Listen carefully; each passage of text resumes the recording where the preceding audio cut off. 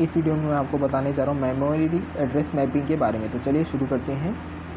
यदि हम बात करें किसी भी कंप्यूटर सिस्टम के डिज़ाइनर के लिए, तो किसी भी कंप्यूटर सिस्टम के डिज़ाइनर को ज़रूर कैलकुलेट करना चाहिए वो अमाउंट ऑफ मेमोरी जो कि रिक्वायर्ड होता है किसी भी पर्टिकुलर एप्लीकेशन के लिए, और इसे असाइन करना चाहिए या तो रैम को या फिर रोम को। इंटरकनेक्शन मेमोरी और प्रोसेसर के बीच में उसके बाद इस्टेब्लिश किया जाना चाहिए साइज ऑफ मेमोरी की नॉलेज से और टाइप ऑफ रैम और रोम चिप्स अवेलेबल से।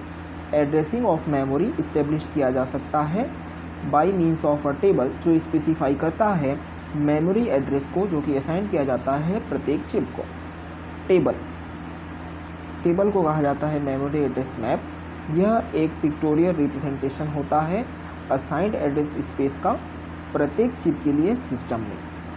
इस बात को डेमोन्स्ट्रेट करने के लिए एक पर्टिकुलर एग्जांपल से मान लीजिए हमारे पास एक ऐसा कंप्यूटर सिस्टम है जिसमें 512 बाइट्स ऑफ रैम चाहिए और 512 बाइट्स ऑफ रोम चाहिए। रैम और रोम चिप्स को यूज़ किया गया है, रैम और रोम चिप्स को यूज़ किया जाएगा इसमें। मेमोरी एड्रेस मैप इस कॉन्फ़िगरेशन के लिए दिया गया है टेबल 1 में। तो यहाँ हम देख सकते हैं कि कंपोनेंट में रैम 1, रैम 2, रैम 3 और रैम 4 है। इनका सभी का क्या एक हेक्साडेसिमल एड्रेस है और रोम भी है। तो इनको क्या किया गया है, इनको एड्रेस बस में 10 बिट्स में डिवाइड किया गया है, जिसमें आप देख सकते हैं कि 7 बिट से लेके 1 बिट तक क्या है, ब्लैंक है। यानी यहाँ पे कोई रैंडम नंबर्स या तो हो सकते हैं या तो वो पूरे ब्लैंक रहेंगे। कंपोनेंट कॉलम स्पेसिफाई करता है कि रैम चिप यूज़ होना है कि रोम चिप।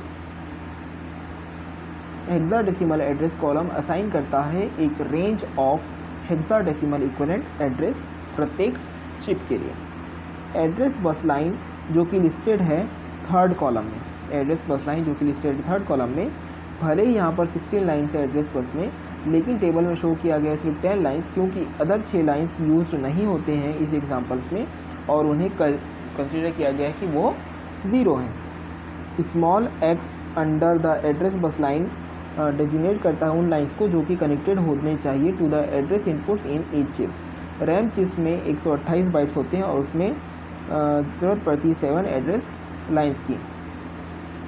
रोम चिप में 512 बाइट्स होते हैं और उसमें 9 एड्रेस लाइन्स की ज़रूरत पड़ती है।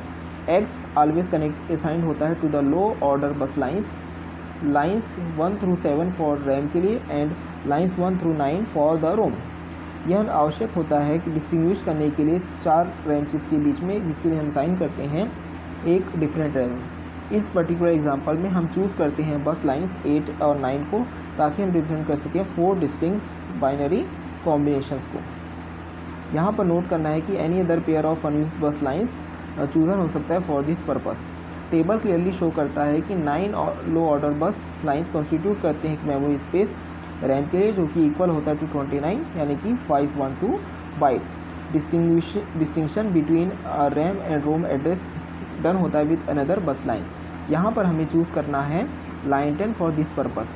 जब लाइन 10 0 है तो CPU सेलेक्ट करता है एक रैम को, और यहाँ पर लाइन इक्वल होता है टू 1, यह सेलेक्ट करता है रोम को। इक्विवेलेंट हेक्साडेसिमल एड्रेस प्रत्येक चिप के लिए ऑब्टेन होता है from the information under the address bus assignment. Address bus lines सब डिवाइडेड होता है into group of 4 bits each, इस तरीके से कि ग्रुप रिप्रेजेंटेड किया जा सकता है विद द हेक्साडेसिमल डिजिट।